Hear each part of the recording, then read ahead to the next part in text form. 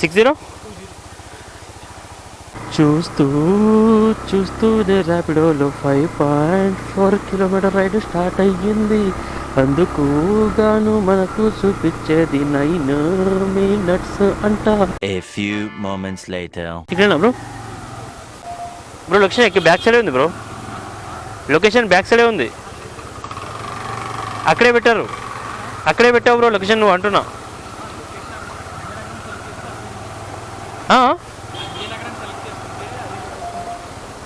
మన నాకైతే లాస్ అవుతుంది కదా బ్రో. నాకు లాసే కదా బ్రో అంటున్నా.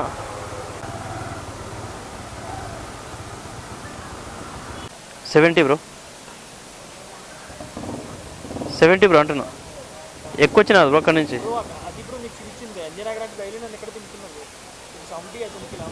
మరి అయితే ఎంత ఉంది ఎక్కువ ఇంతే అని చెప్తావు, ఇక్కడ అమౌంట్ అయితే ఇట్లా చెప్తావా బ్రో?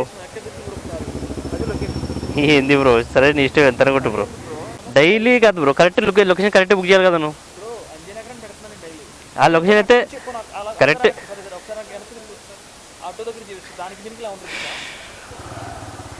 బ్రో అదే లొకేషన్ ఎక్కువ అంటే అంతే కదా, ఏమవుతుంది అంటావు. నేను నీకు ₹10 ఎక్కువ చెప్పింది. కానీ కొట్టు బ్రో ఎంత చెప్పినా నువ్వే కరెక్ట్ అంటావు. నువ్వు లొకేషన్ బుక్ చేసుకుని రాకున్నప్పుడు బుక్ చేసుకోకూడదు బ్రో.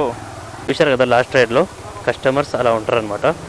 వాళ్ళు లొకేషన్ ఒక దగ్గర పెట్టి వేరే దగ్గర డ్రాప్ చేయమంటారు. దానికైతే ఏం లేదంట, ఇంతే కదా ఎంత ఉందని చెప్తారు. మనం ఒక ₹10 ఎక్కువ చెప్పినాం అనుకోండి, ఈ విధంగా అయితే చెప్తుంటారు అనమాట.